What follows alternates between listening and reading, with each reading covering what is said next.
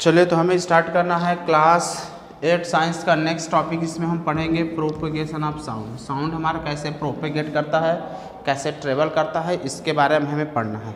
तो sound is produce by vibration of an object. आप जानते हो कि साउंड जो होता है किसी ऑब्जेक्ट के वाइब्रेट करने से प्रोड्यूस होता है। जब ऑब्जेक्ट हमारा वाइब्रेट करता है तो हमारा क्या होता है, वाइब्रेशन होता है। पिछले वीडियो हमने देखा था कि साउंड तभी प्रोड्यूस होता है जब ऑब्जेक्ट मेरा क्या करता है, वाइब्रेट करता है। जब ऑब्जेक्ट वाइब्रेट करता है back and forth air molecules को, ठीक ना, तो एयर के molecules close to the object also vibrate back and forth and with the same frequency. और इस वाइब्रेशन से molecule pass on their motion और next layer of the air molecules vibrate करता है। कहने का मतलब ये है जैसे अपने मुंह से हम आवाज़ निकालते हैं तो हमारे वोकल कॉर्ड्स क्या होता है, वाइब्रेट करता है। यहाँ का वोकल कॉर्ड्स वाइब्रेट करता है तो इसके पास के जो एयर मॉलिक्यूल्स होते हैं वो भी वाइब्रेट करता है। जब एयर मॉलिक्यूल्स वो वाइब्रेट करता है तो अपने पास वाले एयर मॉलिक्यूल्स को वाइब्रेट करता है, वो अपने पास वाले एयर मॉलिक्यूल्स को वाइब्रेट करता है। और इस तरह एयर मॉलिक्यूल्स क्या करते हैं, एनर्जी का ट्रांसफ़र जो है अगले मॉलिक्यूल्स को वाइब्रेट करते जाते हैं। और air molecules back and fourth, जैसे यहाँ वाला मॉलिक्यूल्स इसको वाइब्रेट करता है तो ये वाला मॉलिक्यूल्स आगे वाले को वाइब्रेट करेगा, ये वाला मॉलिक्यूल्स उसके आगे वाले को वाइब्रेट करेगा। और कुछ एनर्जी का ट्रांसफ़र क्या करते हैं, करते जाते हैं। एनर्जी का मतलब साउंड एनर्जी का ट्रांसफॉर्मेशन होता रहता है। और इस तरह जो है sound one place to another place तक क्या था, प्रोड्यूस होता है। और इस तरह एयर मॉलिक्यूल्स वाइब्रेट करते करते साउंड एनर्जी जब हमारे ईयर के पास आता है, कान के पास आता है, तो हमें सुनाई देना शुरू हो जाता है। तो इस तरह हम कह सकते हैं कि साउंड मेरा प्रोपोगेट करता है।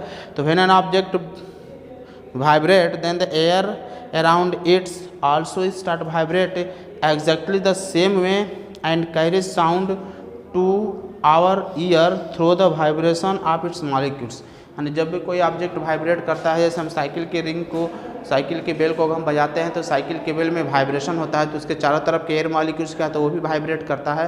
रो मॉलिक्यूल्स अपने पास वाले मॉलिक्यूल्स को वाइब्रेट करता है, ये मॉलिक्यूल अपने पास वाले मॉलिक्यूल्स को वाइब्रेट करता है। और इस तरह अपने एनर्जी का ट्रांसफ़र करते रहते हैं। और वो एनर्जी जो है हमारा क्या होता है, मॉलिक्यूल्स के वाइब्रेशन से होता हुआ ट्रांसफ़र होता है, हमारे कान के पास आता है, जिसके चलते ऑब्जेक्ट जो है साउंड हमें सुनाई देता है। तो इस तरह साउंड हमारा प्रोड्यूस होता है।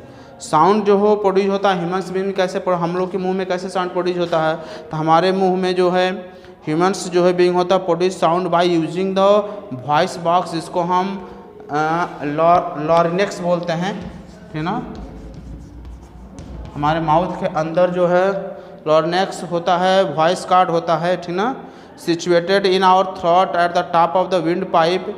हमारा यहाँ पर जो विंड पाइप होता है, विंड पाइप जो होता है उसके एकदम टॉप पर सिचुएटेड होता है और वहीं से वाइब्रेशन क्या होता है, होता रहता है।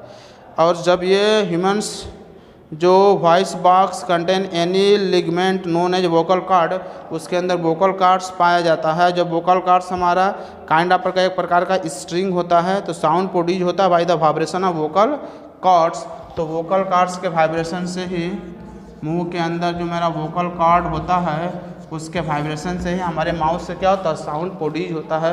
और वो साउंड जो माउथ से निकलता है हमारे आसपास के माउथ के आसपास के एयर को वाइब्रेट करता है। जब एयर वाइब्रेट होता है तो वो एनर्जी को ट्रांसफ़र करता है और इसके चलते जो आवाज़ हमें सुनाई देती है, ठीक ना।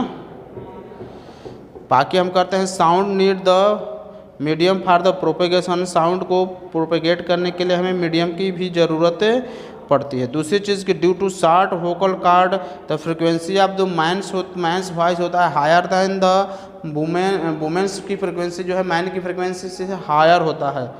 जो when the muscle stretch the vocal cord, जब मसल्स हमारे वोकल कॉर्ड्स को स्ट्रेच कर देता है, contract and stretch the vocal cord became tight and thin, और साउंड जो होता है हाई फ्रिक्वेंसी का प्रोड्यूस होता है। यानी कहने का मतलब है कि जब हमारे मसल्स जो होते हैं अटैच जो होते हैं वोकल कॉर्ड से, वो जब कंट्रैक्ट होते हैं और तो हमारा जो वोकल कॉर्ड होता है वो टाइट हो जाता है, और जब स्ट्रेच होता है तो वो थीन हो जाता है, जिसके चलते जो साउंड होता है, साउंड की फ्रिक्वेंसी तो है हाई प्रोड्यूस होती है। और उसके अपोजिट हम क्या कह सकते हैं कि जब हमारा मसल्स रिलैक्स होता है तो वोकल कॉर्ड हमारा लूज़ होता है और थिक होता है, जिसके चलते साउंड जो है हमारा लो फ्रिक्वेंसी का प्रोड्यूस होता है। तो हमारे माउथ से भी हाई फ्रिक्वेंसी के साउंड, लो फ्रिक्वेंसी की साउंड क्या होता है, प्रोड्यूस होता रहता है। ठीक, दूसरी चीज़ हम ये भी कह सकते हैं कि जो वोकल कॉर्ड्स होता है मैन का अबाउट 20 सेंटीमीटर लॉन्ग होता है, और वोकल कॉर्ड होता है वुमेन का जो 5 मिलीमीटर लॉन्ग होता है, नॉट सेंटीमीटर, मिलीमीटर शॉर्टर होता है, 5 मिलीमीटर शॉर्टर होता है। तो शॉर्टर वोकल कॉर्ड होने के चलते जो फ्रिक्वेंसी जो पिच निकलता है वुमेन्स वॉइस का वह हायर दैन द मैंस से क्या होता है, हायर होता है। यानी कहने का मतलब हम लोग का वोकल कॉर्ड्स और वुमेन्स के वोकल कॉर्ड में 5 सेंटीमीटर का अंतर होता है, और 5 मिलीमीटर का डिफरेंस होता है। 5 मिलीमीटर शॉर्टर होने के चलते वुमेन्स के जो मुंह से जो हमारा निकलता है साउंड, क्योंकि वहाँ पर वोकल कॉर्ड शॉर्टर होता है, इसलिए वहाँ पर जो फ्रिक्वेंसी होता है हायर देन द मैन की फ्रिक्वेंसी से जो है ज़्यादा हायर फ्रिक्वेंसी निकलता है। चिल्ड्रेन जो होते हैं, छोटे छोटे जो बच्चे होते हैं, उनका जो है बहुत शॉर्ट होता है वोकल कॉर्ड, जिसके चलते उनकी फ्रिक्वेंसी जो होती है, उनकी वॉइस जो होता है वेरी हाई होता है। और इसी के चलते देयर वॉइस इज बहुत श्रील, और उनकी वॉइस पे क्या होता है, बहुत श्रील होता है। ठीक, तो ये सब हम डिफरेंस देख सकते हैं चिल्ड्रेंस में, मैंस में, वुमेन्स के साउंड में भी डिफरेंस देखने को हमें मिलता है। ठीक, और डिफरेंट जो है फ्रिक्वेंसी होता है, जिसके चलते different length of the vocal cord होता है। वॉइस मैन, वुमेन और चिल्ड्रेन का डिफरेंट होता है, क्योंकि हमारी फ्रिक्वेंसी में हमारी फ्रिक्वेंसी, मैन की फ्रिक्वेंसी, वुमेन की फ्रिक्वेंसी और चाइल्ड की फ्रिक्वेंसी में डिफरेंस देखने को मिलता है। क्योंकि फोकल लेंथ में क्या होता है, फोकल लेंथ कह रहे हैं, वो वोकल कॉर्ड जो होता है उसका लेंथ जो हमारा क्या होता है, डिफरेंट होता है, जिसके चलते हमारा फ्रिक्वेंसी में भी डिफरेंस देखने को मिल जाता है ना। Sound needs a medium for propagation, sound को प्रोपोगेशन करने के लिए मीडियम की ज़रूरत होती है, ठीक ना। बिना मीडियम का साउंड हमारा प्रोपोगेट नहीं करता है, ठीक ना। कि मीडियम फॉर प्रोपोगेशन हम कहते हैं कि साउंड नीड्स, हम लिख सकते हैं sound need medium, sound need यहाँ पे लिखते हैं साउंड नीड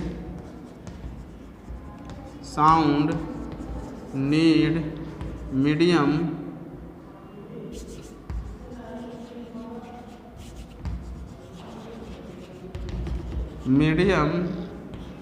फॉर प्रोपोगेशन के लिए मीडियम की ज़रूरत होती है। साउंड को प्रोपोगेट करने के लिए मीडियम का मतलब कि या तो साउंड सॉलिड रहेगा तब वो ट्रेवल करेगा, या लिक्विड से रहेगा तब ट्रेवल करेगा, या हमारा गैस में ट्रेवल कर सकता है। अगर ये सारा मीडियम अगर न रहे, साउंड का लिक्विड, सॉलिड, लिक्विड, गैस अगर न रहे, तो हमारा साउंड का प्रोपोगेशन नहीं हो पाएगा।